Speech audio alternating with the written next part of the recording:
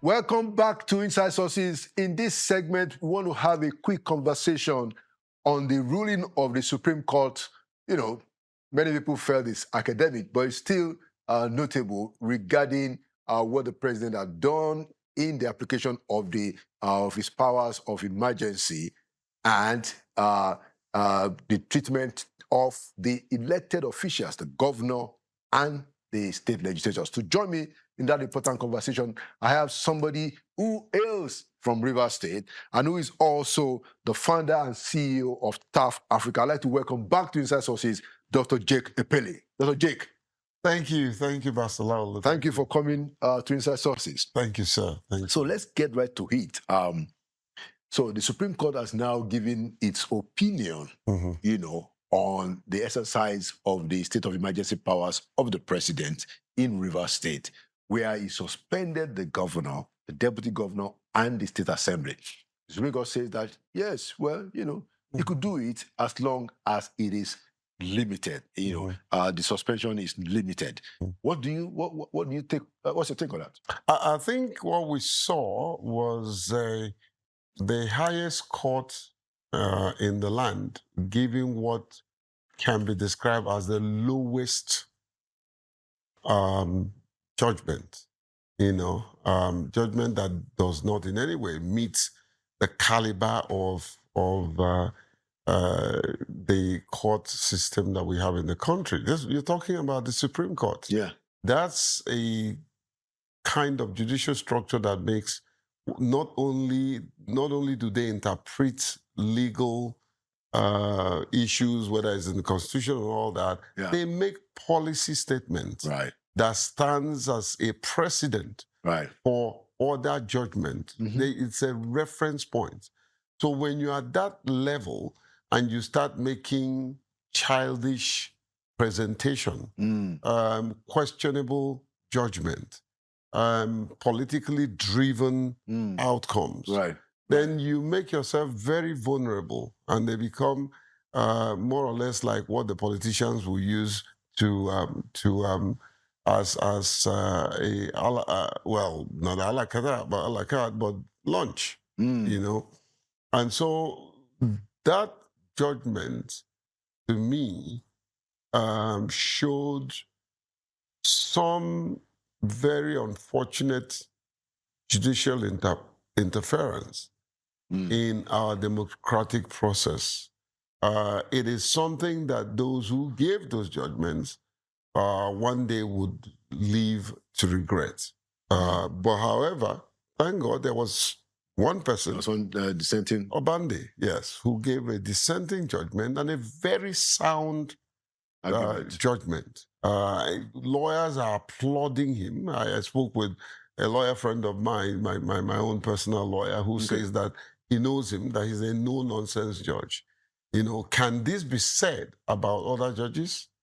And it's not only the Supreme Court judges, but there are judges who are trying to meddle and mess up the democratic process. A situation where the court decides the fate of the electorate. The electorate will go and vote, and the court will unturn the vote. And I think the earlier the judiciary should wash is hands off the political intrigue and power play that we are seeing emerging, the better. For otherwise, they would totally and absolutely wipe off every dividends of democracy. Yeah, I mean, Dr. Jake, my worry is that so we now have theoretically a situation where the Supreme Court has said that the president can suspend an elected governor. That reminds me of military rule. Exactly. And I'm worried, not just about the current president, but that other presidents coming will have the power, the severity, to say that, okay, that governor is not behaving, I'm going to deal with him. In a democracy. That's my worry. It's a worry of everybody because this level of interpretation can only come from one source, and that is the Supreme Court. And when the Supreme Court is giving us a very confusing direction, take for instance, they say, oh, we don't think we have the jurisdiction, we lack jurisdiction to decide. And then you turn around and make a very fundamental pronouncement. Significant. On the same thing. It's contradictory.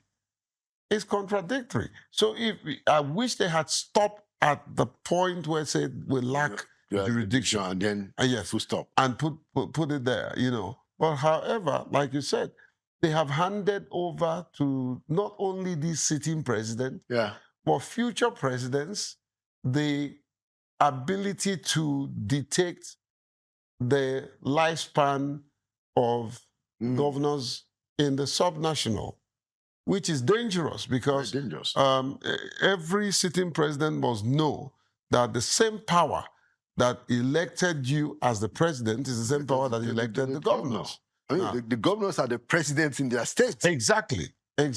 You don't have anything more than them.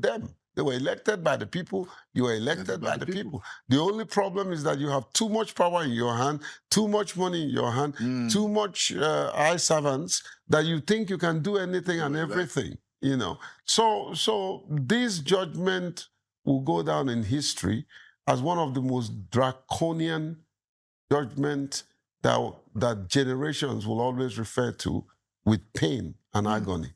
Yeah, honestly. But at the same time, let this president show statesmanship, show leadership by not trying to do again what he did in Rivers State. And like I said, Rivers State is not the only state he would have declared state of emergency.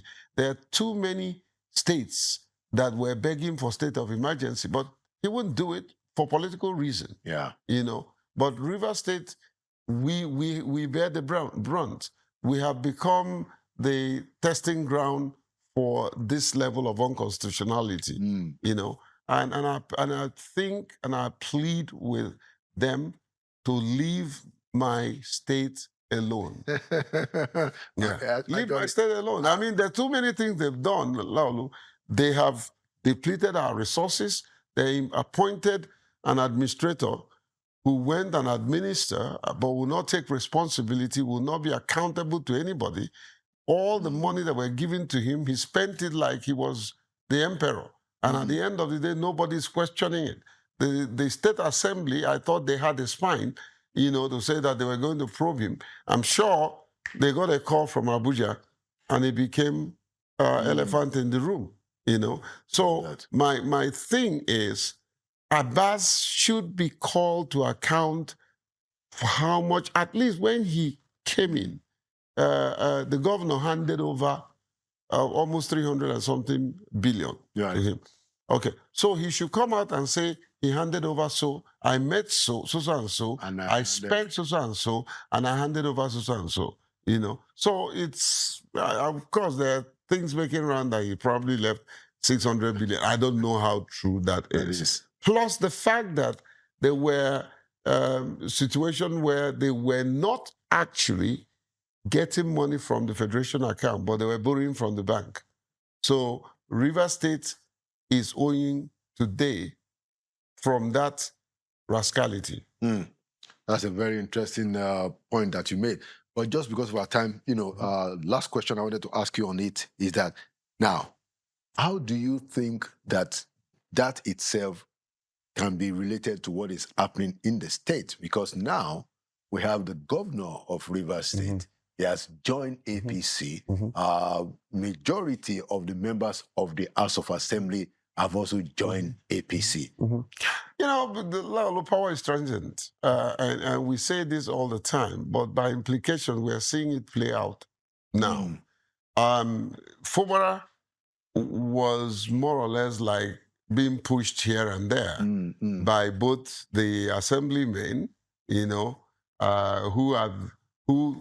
initially declared for APC, denied their declaration.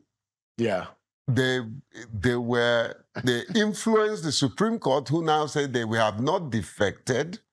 And now they have made rubbish of that judgment by defecting again. Defecting again the second time. All right. So now there's a power dynamics that have shifted. You know, the APC rule is that the governor becomes the leader of the party in the state. Yeah. That's why Fubara got the 001. The moment that happens, there was a shift in the political power dynamics, which makes Wike seemingly irrelevant because he's no longer the political leader of the ruling party, which he has one foot in, just like John the Baptist, one foot in the Old Testament, one foot in the New Testament. So he had one foot in APC and another foot in PDP. Now, he's even finding it difficult to go to APC. I don't think that the really power blocks of APC really want Wike. So, God bless him. He's making himself a political non grata. Well, don't you think, as we conclude, don't you think that he still controls the members of the State House of Assembly in Rivers State? That's Mr. Wike. In a couple of months to come, we will know. Because you see, politicians are like they're like a loose individual. Whichever way that they benefit from, they would swing towards that direction. With what is happening now the resources is in the hand of the governor, okay? Although, you know, it's making round that most probably Wike is richer than a state, you know? However, once the push, once the cracks start showing up at the federal level, the state will align. These lawmakers, you know, the State Assembly, Martune Amabule and his group, you know, they will be forced. As a matter of fact, I hear from the grapevine that they've been instructed to go and work with the governor, who is now their leader. Isn't it very funny? You know, the way God does things and how God, you know, pushes leaders, the same people. So tell me how some of them who looked Fubara in the eyes and say he's mumu, how are you going to work with them? It's interesting. You know, I agree with you that we are still going to see a lot more. Oh, yeah, a lot more. You know. It's like melodrama. Exactly.